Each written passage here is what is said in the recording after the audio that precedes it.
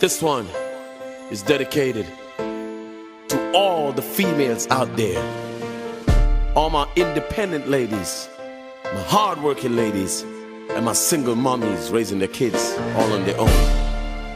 We just want y'all to know that we really appreciate and admire you for everything you've done from the heart.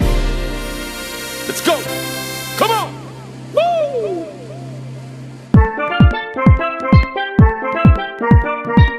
Damn! Request to my ladies. Well, this is a song that I have to dedicate to my ladies who hotter than fire, blazing through the wire. Shaniqua Kaya. I just love to admire. Come on, let's go. If you have a good wine, girl.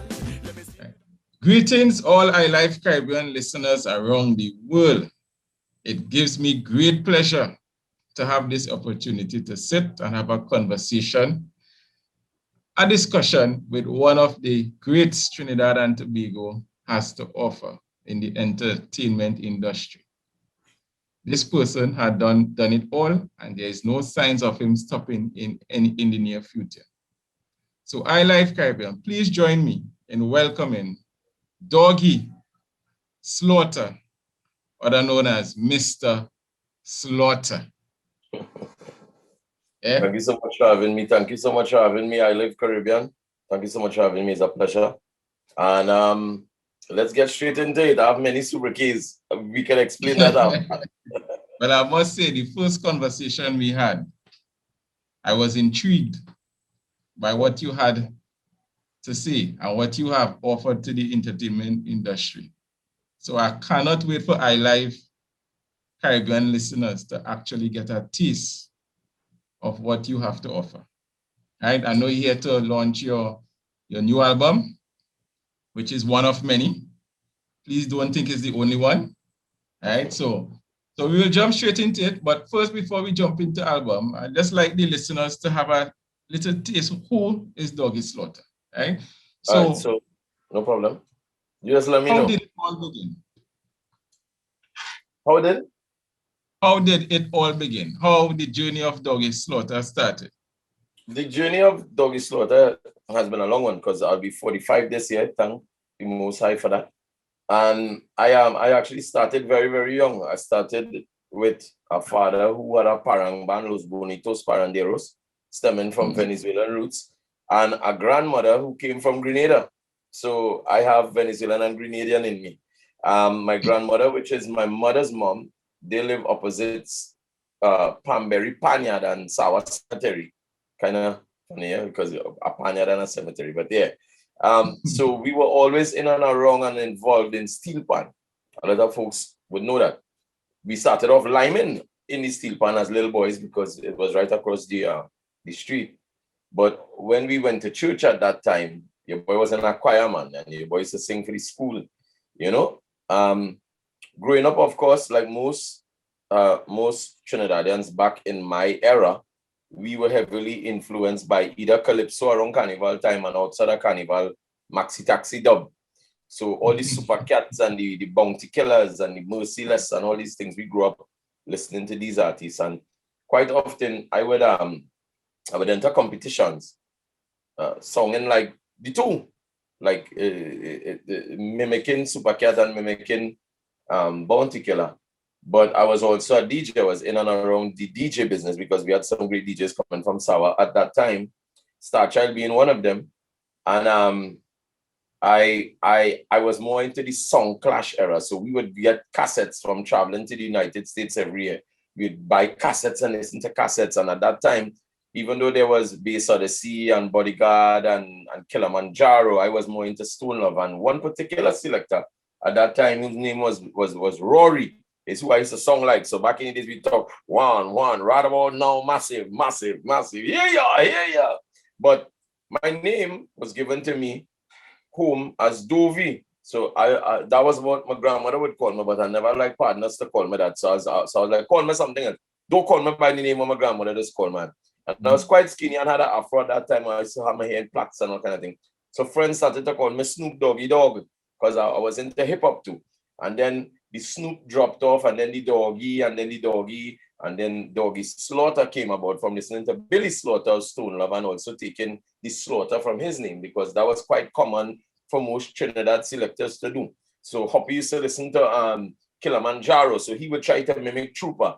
And even though I would mimic Rory, I like the name Slaughter, so Dawg E Slaughter went on to there. The amount of definitions I hear about Dawg E Slaughter in my lifetime, it amazed me and all regarding people trying to understand how that name came about. But I always say to them, because like one time a young lady mentioned to me, she was like, why your name Dawg E Slaughter? He's such a nice fella. I say, well, why the name Chinese Laundry and all? You follow him?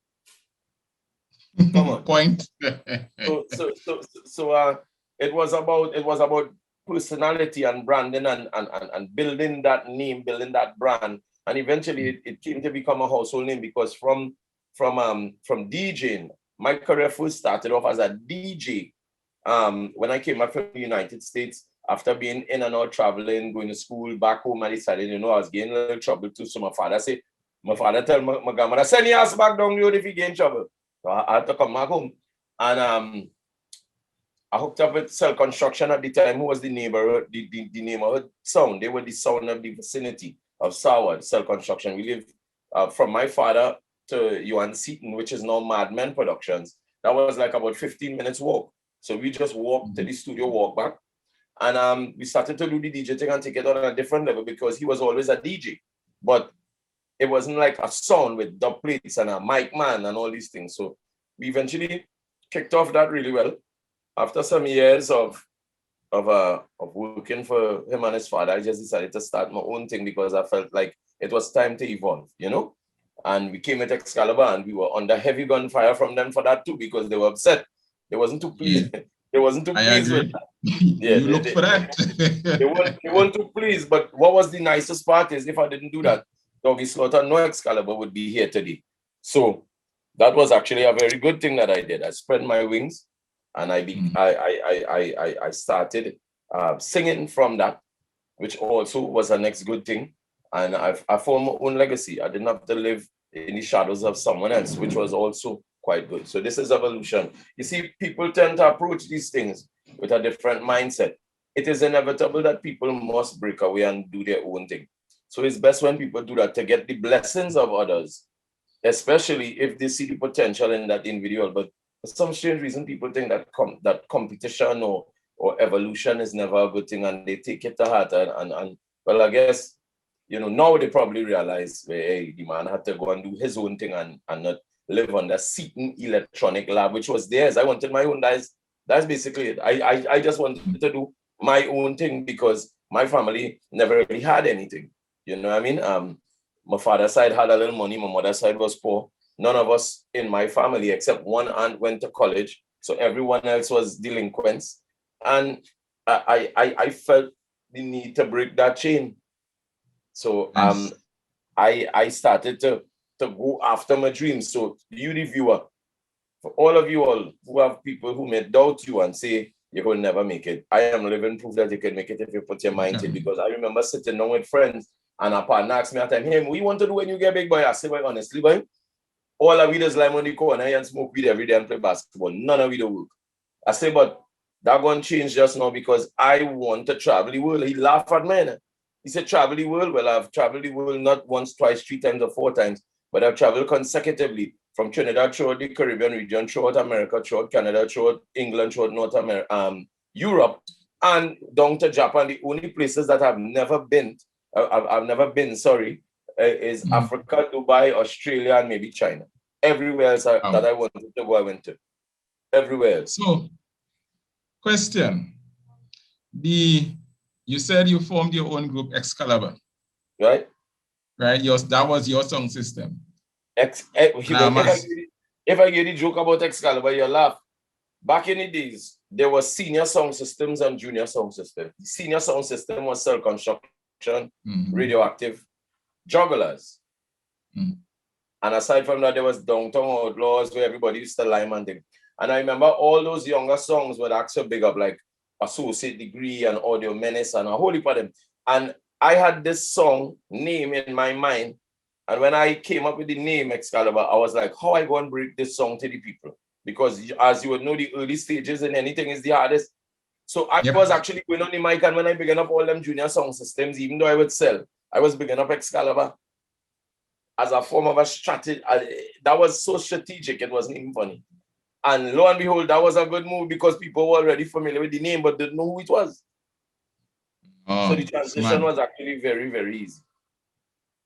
Well, I would like you to tell the listeners that there's a clip out with you performed at the Red Bull Culture Clash. That was actually in the second Red Jamaica. Bull event. That was the second Red Bull event we did that year. The first one was in England on a main stage. So that was the second one that I did that year. How did it feel to be on a stage performing with the greats? When it comes to song. How did it feel? Let me retract that question for you. Now, I don't know if you know this, but Excalibur was established in 1998. And that Red Bull event was in 2020 or 19. I've been working the stage with big names, you know. I headlining too, you know. My first big stage I was on was with Jay-Z and Boy Scouts in Trinidad. After that, I traveled the world consecutively with DMX, with Nas, with Junior Gong, with Sizzler. I was on tour with Sizzler for many years, on tour with Buju for many years. We did stints with Rayvon. We won bills in Jamaica regularly with every dancehall artist you could think about and hip-hop artist. Yeah, man, we've been doing this, man. We just never talk about it. Nice. So that Red Bull thing was just another one to just put on the page. Nice. But what made you decide to start to sing soca? From that you was are DJ? Well, remember what I tell you? I've been singing and DJing, you know. So whichever one I took a lead, the next one was bound to follow because we were in music. We were always in music. And then, well, even now, I implement various aspects of music within my 360 circle. Because music is not just singing, it's not just DJing, it's singing, DJing, throwing party, playing an instrument, producing, mentoring. Everything that deals with music, one should really explore. Because it has much more to it. It has songwriting, it has engineering, it has many levels to it. We just limit myself. I don't limit myself. That's very good advice, I must say. But you decided, as you said, you throw your hand into every aspect of music. So yes, you are a producer also and a songwriter. Yeah. Right? As a songwriter, who was some of the artists that you wrote for? My first one was actually Ajala. Ajala, back in the days, we'd sit in the studio and we would help him, we'd co-write, but we didn't understand the business side. So we would just do it for fun and we thought it was, kicks, and it was nice to work with people who have big names. When I started to take it serious was when we worked on Panic with Denise Belfon. We came up with the hook. With the road girl, them who support me. We go mash up them man in the party. Panic, panic, panic, panic. Then after that, we started to be in and around people and help write a chorus or a verse or something. And then I went on the next level when I wrote the song for Singing Sandra, which was Cry for Peace. Okay. Now, as a producer also, what are some of the rhythms? While speaking to you, actually found out that the R&R rhythm, which is one of my favorite soca rhythm, the R&R rhythm. And you were the person behind that rhythm. What other rhythm? That was a class project. And I am a very young music producer, by the way. I have years as a DJ and years as an artist, but as a producer, I only came out in 2015. So that's just about 6 years now, and that's really no set of time for a producer. So I'm a baby in that stage. Aside from RR rhythm, we did Waistline rhythm, which was the rhythm with Joke and Joke. I did Heartbreak rhythm with Screws, who sang Who Billin' It. That's a reggae one that Slam was playing plenty. We did Macawell rhythm. We did a lot of projects that on my album. Some of them I did, like Grinders rhythm and all that. So been a book. Nice. Well, let's get straight to it. Back to basics.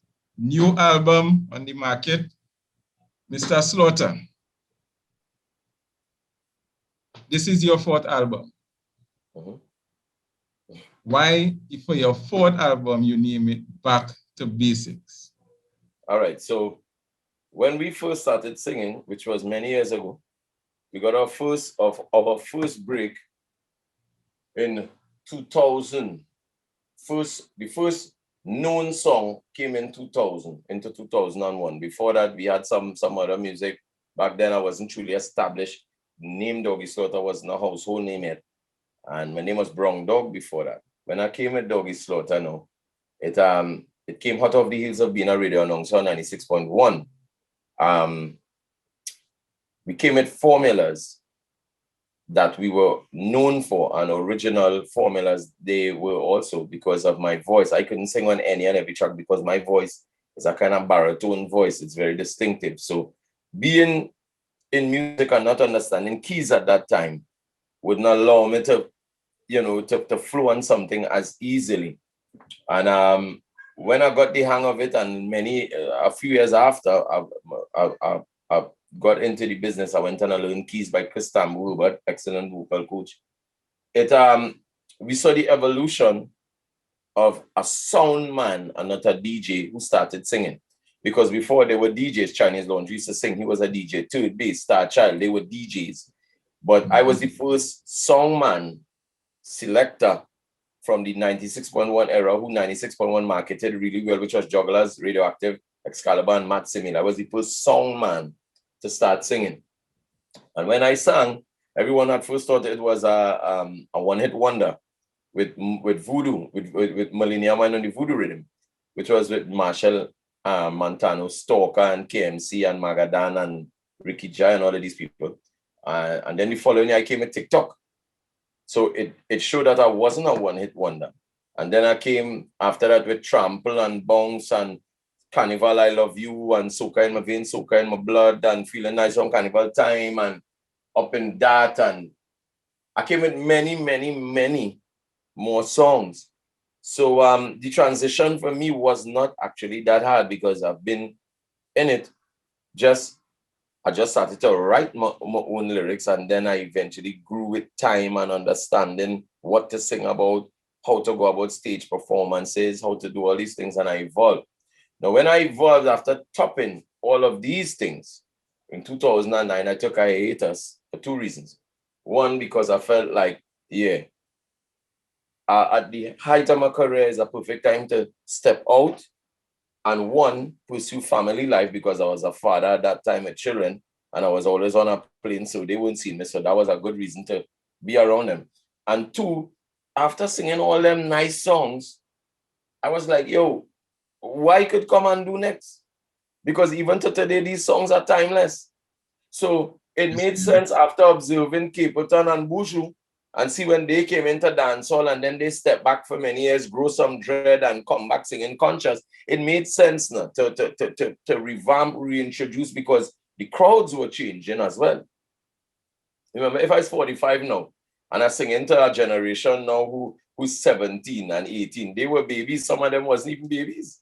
They weren't there. But their mother and father and their grandmother and grandfather was dancing to Doggy because he was a young fella who was in the business. So it made sense now to reintroduce Doggy to them, reintroduce my formulas to them and my music to them. Because a man who thinks he knows everything really knows nothing.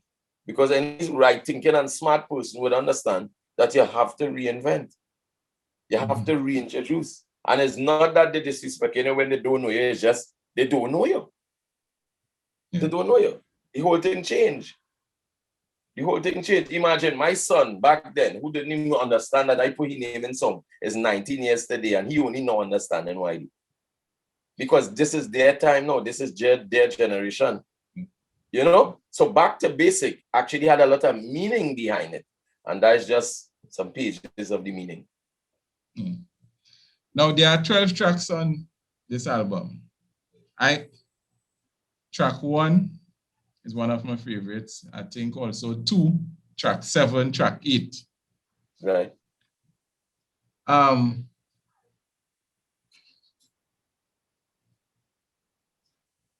what inspired you to write basically the songs on this album? Well, any song that you hear on that album are things that I'm known for. Writing from experiences, writing from people experiences, or just wanting to do something different, wanting to experiment either with sound, with the dynamics of sound, or wanting to express a lot, because I've seen a lot in this business since I've been in it. Mm-hmm. Yeah. Now, again, this album to me covers everybody. There are tunes for the zessers, tunes for the ladies, tunes for the red, white, and black. Which one of these tracks you want people to pay particular attention to? All. And why? I know you will see all. Every single one. That's why we just do albums. That's why we just do albums. Let me tell you something about the album. All right, so let me tell you something about the album. In order to pick those 12 tracks, we had to work on just about 57 tracks.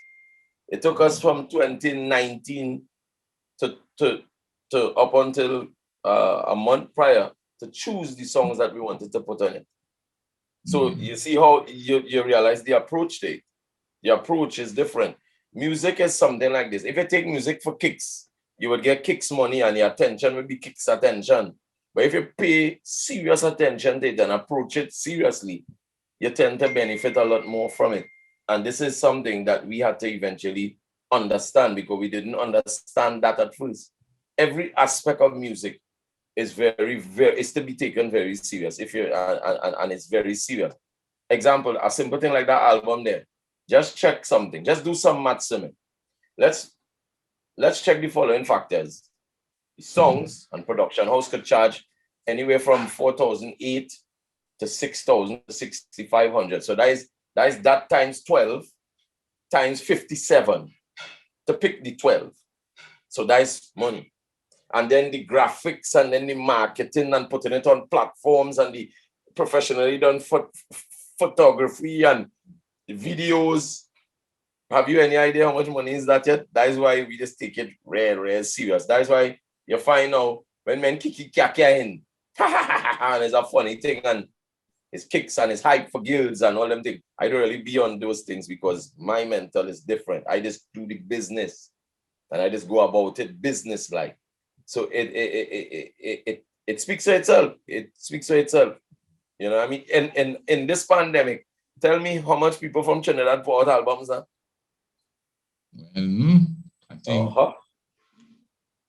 to think about it, this must be the only one. Well, you go share that with the viewers later. But did you get any assistance when it comes to songwriting for the tracks on this album? I know you are a writer. No, absolutely none. I don't ask for assistance when it comes to writing because I just take my time with music. Someone who has somebody writing for them means they're trying to meet a deadline or they can't write and they're rushing. So, all right, like I don't mean to make it song anyway, but real people just kind of rush music, you know. I don't, if you notice, what I tell you, from 2018 into 19, 20 and 21, that's 3 years. Like 3 years are taking a time to build the catalog and then start to choose which one particularly you want to use. And it doesn't mean that the rest of material fall to the wayside. It just means that for this album, I want to use these and put them in an order to be able to market. All right, Mr. Slaughter. Is there anything in your horizon project that the listeners of iLive Caribbean should look forward to? Well, I honestly, this is quite honest. I do pre-music like that. Like I don't sit down and say, well, next 6 months you'll get the next album and we'll call it Toast. And it go have 15 tracks and we go to, that's not how I look at music. I tend to assess everything that I've done before. And in moving forward, then I strategically allow vibe to connect with what is aligned and how it's supposed to happen. And then I may watch at the time.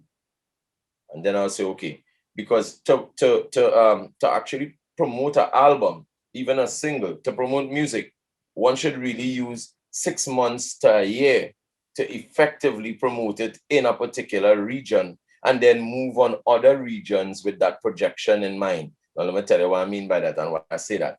Because most people's perception of music is when they hear it on the radio, hey boy, you get through, boy, you make it, that is it. Absolutely wrong. And I say this in love by teaching. Absolutely wrong, which is why we mentor to a lot of people, because we allow them to not see that mindset and see the reality of what it is. Example, let me show you facts. Cut takes a full year to pay someone royalty on work that was sent in. So if you do a song the 1st of January 2021, you would not be paid for it until the 31st of December that year or the 1st of January the following year. These are facts. Here why? Because when they play it on radio, by the months of the year, they have to then collect all that data and submit it to whichever royalty agency you deal with. Some deal with ASCAP, BMI, I am a CUT member. So CUT now will do the collections every quarterly. So every 3 months, they would rake in money from radio, or we call it broadcasting, from radio, TV, and then they would have the blanket license to collect from businesses per year, so like Flow Cable and Digicel and all these places. And then now there will be live, the live aspect. So every time you sing live, you submit your cut sheets, you collect money for that. And what about endorsements? Carib might want you to do an endorsement. Angostura may want you, somebody may want you. You do an endorsement, they sign you for 75,000, 150,000, 300,000, whatever have you. And then you'll be able to make that. But then there's also competition. So in competition, some prize monies you will win and you will collect in a matter of 3 weeks to a month. But there are so many different aspects of this thing. What if a TV show hear your music, or a game in some FIFA hear your song and they want it? There's a publisher to get involved. There's so understanding the business of music is something I would advise anyone to do, because there's music and there's the business of music. Now, most people who know music might not know the business of music, which is why it is here artists bankrupt and they broke and this happening and they fall out and this one get away for money. And then those who know the business of music might not necessarily know music, but they understand the business. So if you know, if you who is the creative don't understand that, them could thief your money.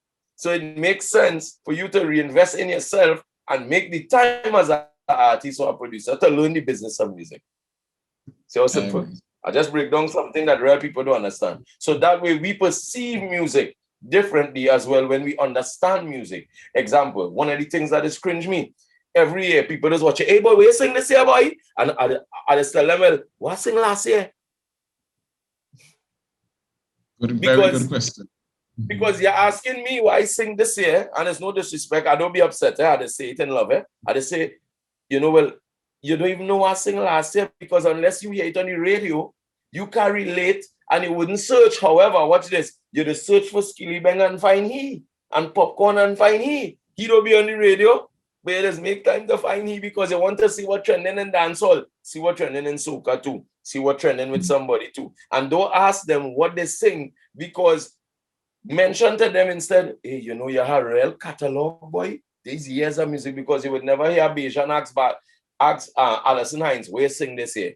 Because Alison Hines is sing right through on stages and she never record a new song for that year. You don't hear them asking Sizzler that or Bushu that. But how come they just ask me that? You know why? Because it is the mindset.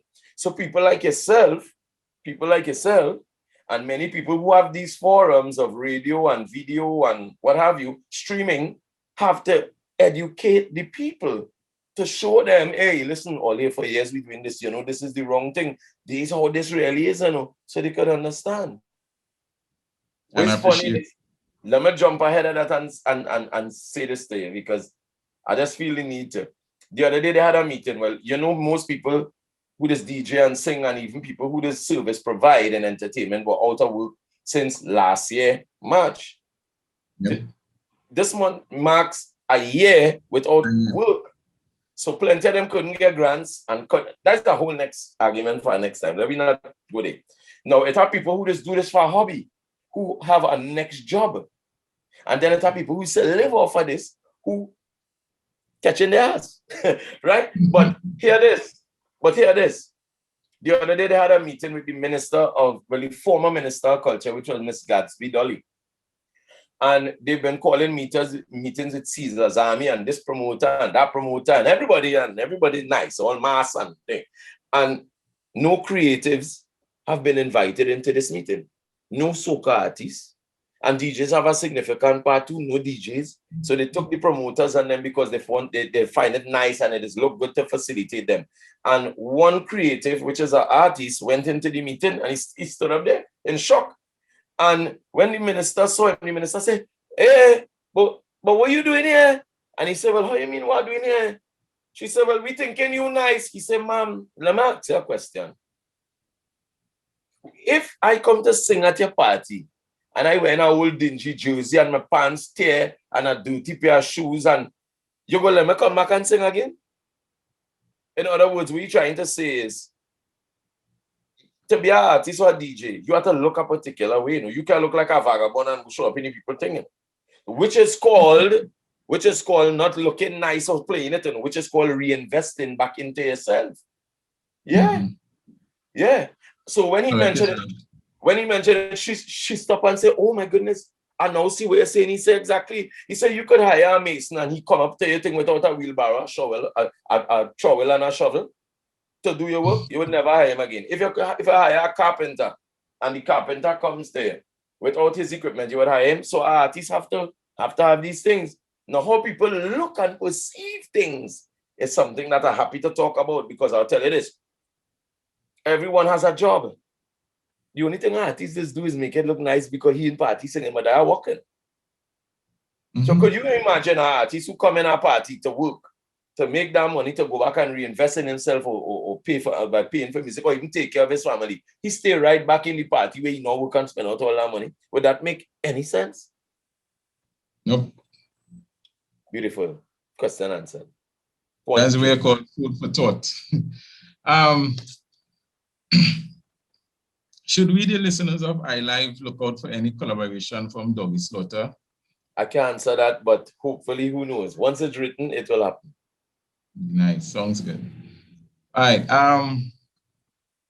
You are a DJ, presenter, soca artist, producer, songwriter. What about acting?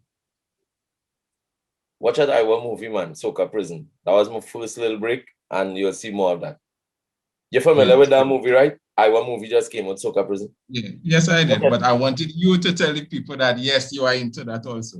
Yeah, well, I just started. And I mean, I can't do everything at once, but I'll looking at it. I'll looking at it. Plus, I have a voice talent company. So I supply a lot of DJs, a lot of radio stations with voices. Example, Private Ryan, attention. Everybody know that. They just don't know it's me because I'm still working, you know. Nice.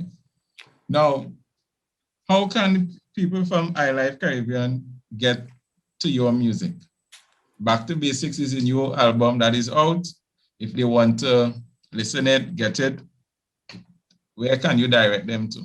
Well, it's on every digital platform. So I'd like to believe you could just type in Back to Basics, Dawg E Slaughter on Google and everything will come up. Or you can go on my Instagram page. You should have something that would have it here. I'm hoping that you could get something to stream across. The Real Dawg E Slaughter on Instagram. It's right on my profile. The link is right there. You can hit that. That's the easiest way. Great. Well, Mr. Slaughter, it was a pleasure. It was a pleasure here too, sir. On a more personal note, I will be contacting you in the near future. Much respect. If you don't mind, maybe to do some mentorship or to do some voices. That's not a problem. All right. No problem at all. On behalf of iLive Caribbean, I'd like to really thank you for this opportunity for me to have this conversation with you so that we, the iLive Caribbean brand, and also our listeners could know a little more of Dawg E Slaughter and his music. Yeah. So good night. God blessings. Well, before I leave, I would also like to tell you thank you, and iLive Caribbean, thank you so much for taking the time to be able to have this interview with me, because it doesn't go one hand, both hands claps. Continue doing this great work and continue exposing much more talent, because it is necessary. Every year, I'll leave you with this, every year 3,000 soca songs come out. It does separate from Trinidad music, and only particularly with soca, we hear about 50, 75, maybe 100 max. What happens to the next 2,900? Have a good one. Listen up. Listen. Carnival starts with Juvie. Juvie is check 1, 2. Check 1, 2, 2. Check 1, 2. Check 1, 2, 2. Let me see my people. People.